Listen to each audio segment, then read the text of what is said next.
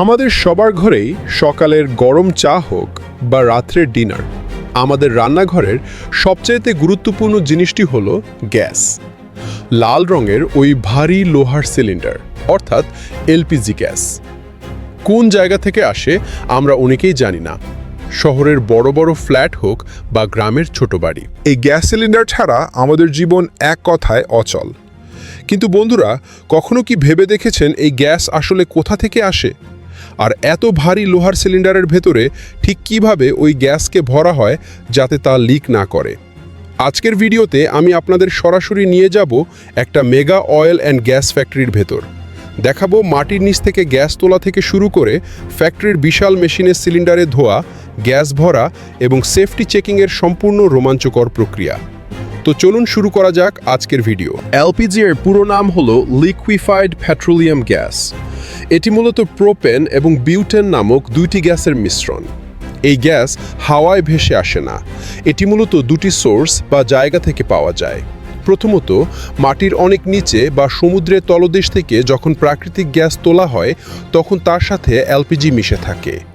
দ্বিতীয়ত, crude oil বা অপরিশোধিত খনিজ তেল। রিফাইন করার সময় বাই প্রোডাক্ট হিসেবে ওই গ্যাস পাওয়া যায়।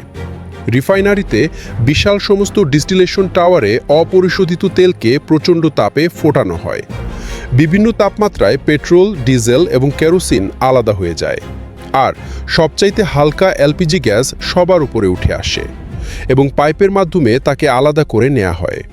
নামের মধ্যে লিকুইড শব্দটি আছে, অর্থাৎ এই গ্যাসটি সিলিন্ডারের ভেতরে কিন্তু গ্যাসীয় অবস্থায় থাকে না, থাকে লিকুইড বা জলের মতন তরল অবস্থায়। কিন্তু কিভাবে? রিফাইনারি থেকে পাওয়া এলপিজি গ্যাসকে বিশাল কম্প্রেসার মেশিনের সাহায্যে প্রচণ্ড হাই প্রেশার চাপ দেওয়া হয়। এর ফলে গ্যাসের অণুগুলো কাছাকাছি চলে আসে এবং গ্যাসটি লিকুইডে পরিণত হয়। লিকুইড অবস্থায় এলপিজি তার গ্যাসীয় অবস্থার চাইতে 274 গুণ কম জায়গা নেয়, অর্থাৎ অনেক বেশি গ্যাস খুবই ছোট্ট জায়গায় স্টোর করা যায়।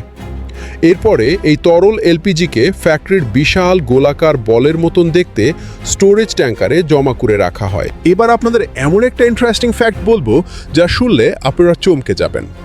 মাটির নিচ থেকে পাওয়া এই এলপিজি গ্যাসে নিজস্ব কোনো গন্ধ নেই, এমনকি এর কোনো রঙও নেই। তাহলে গ্যাস লিক করলে যে আমরা পচাটে গন্ধ পাই, সেটা কিসের?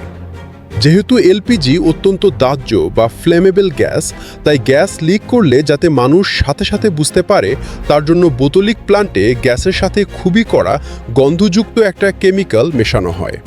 এই কেমিক্যালটির নাম হলো ইথাইল মারক্যাপটেন।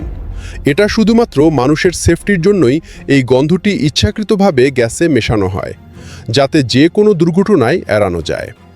গ্যাস তো তৈরি হয়ে গেল, এবার পালা সিলিন্ডারে ভরা। একে বলা হয় বটলিং ফ্রেজ।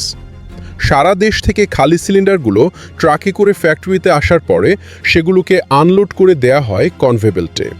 প্রথমে গরম জল এবং স্পেশাল কেমিক্যাল দিয়ে সিলিন্ডারগুলোকে খুব ভালো করে ধোয়া হয়। এরপরে প্রতিটি সিলিন্ডারের খালি অবস্থার ওজন মাপা হয়।